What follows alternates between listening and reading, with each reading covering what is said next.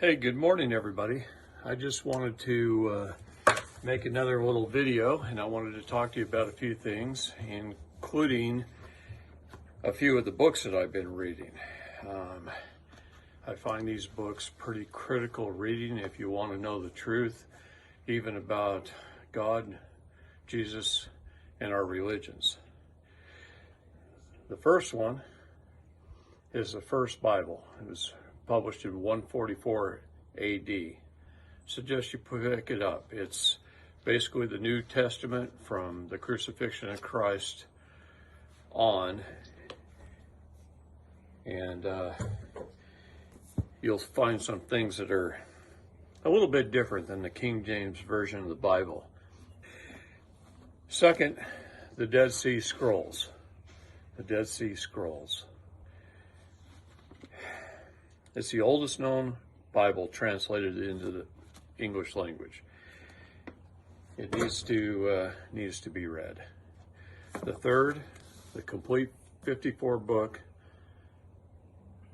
series, needs to be read. These are 54 books that were left out of our Bible.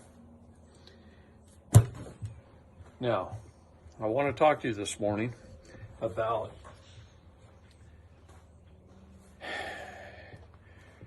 the power change in this country that happened this year.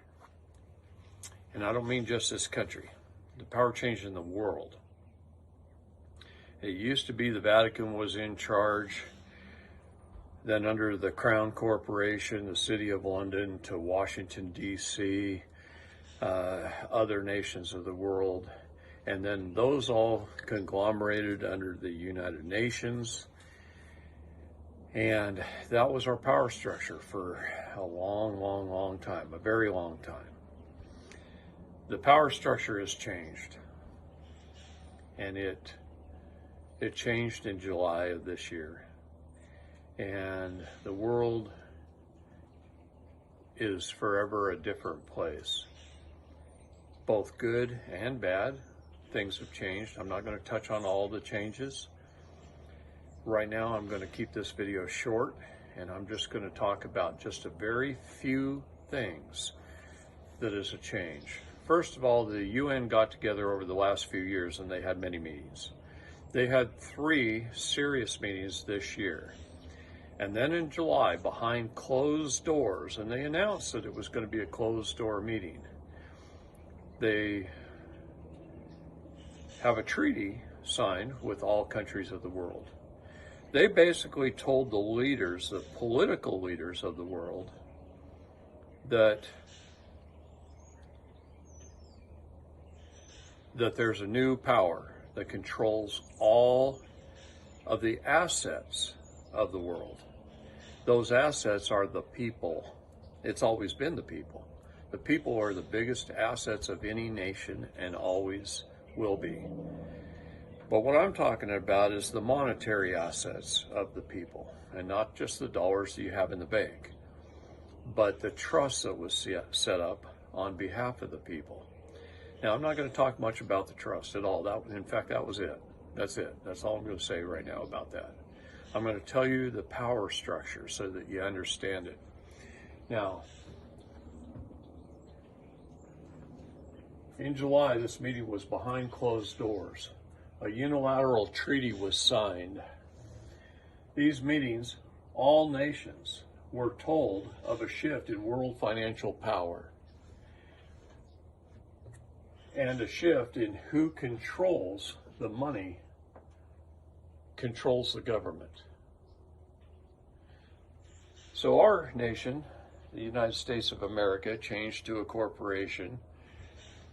To make it short, we've had USA Inc., we've had United States, we've had the United States, we've had multiple bankruptcies. They're all corporations, and most recently we had Joe Biden's White House Office Incorporated. The White House Office Inc. has 60,000 subsidiary corporations underneath it. Every state, every agency of government is a corporation underneath the White House Office Inc. And that's the way things have been ran. The money has always been in the people, and I'm just going to say that this one last time. It's our assets. It's held by paper. It's held by bonds. It's that simple. And we all have them. So,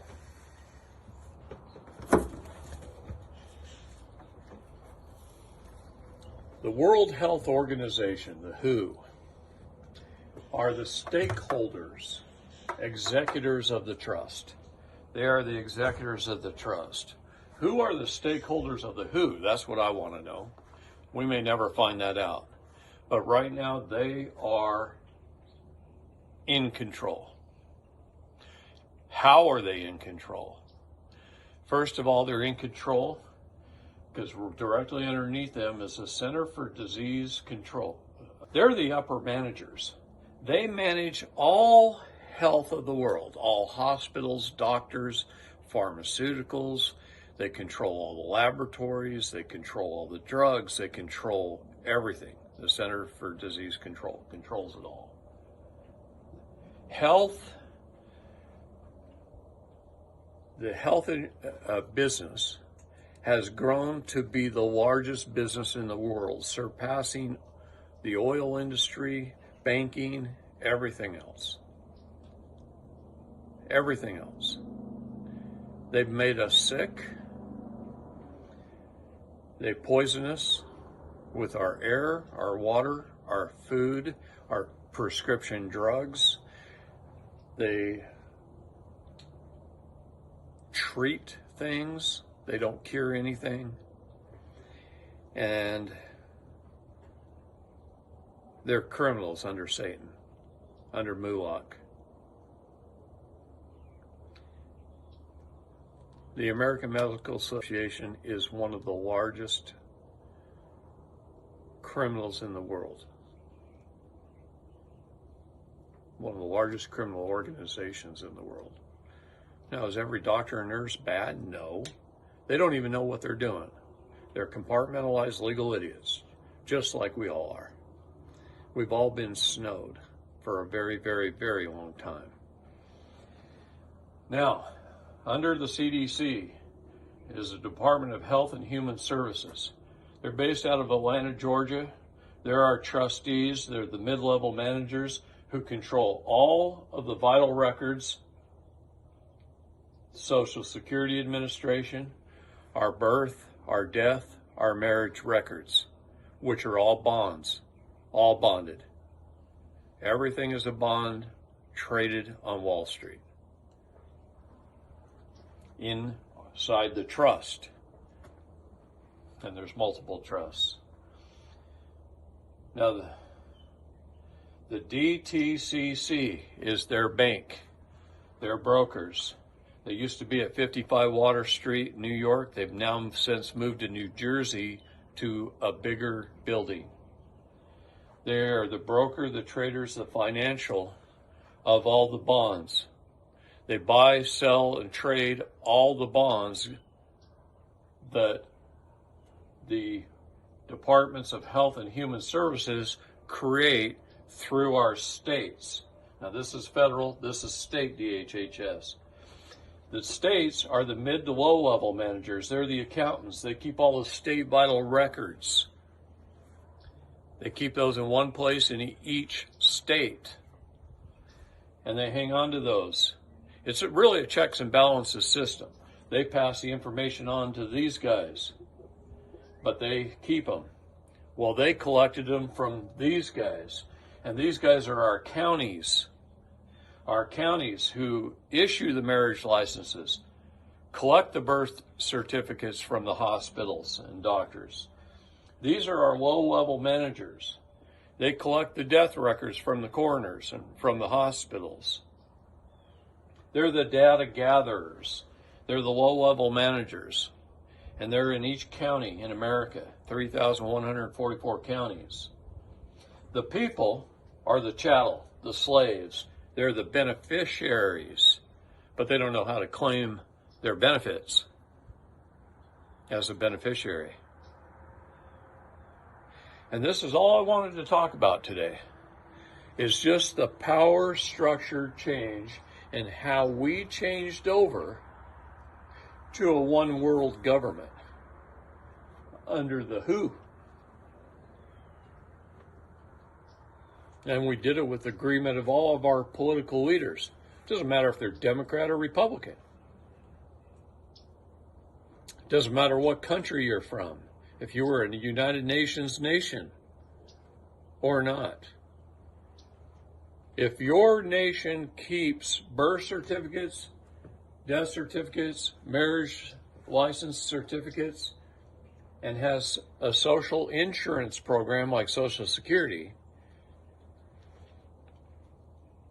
those are all bonds that are traded on your behalf as the beneficiary. And this is the new system of power in the world, because each one of the people's accounts are a bare minimum of 100 million per person. Now you multiply that times 7 billion or so, and you'll see the sheer size and scope.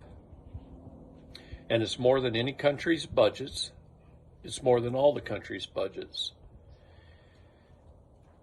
It's more than all the taxes ever taken in. It's more money than the stock market by tens of thousands of times. And this is the power structure in America today. And I hope you enjoyed this video. I wanted to make it yesterday, and the sunlight was destroying the camera. And today I don't have it set up very well, and obviously I probably wasn't as prepared as I should have been. But I love my people. I love America. The state nationals, our group's not dying.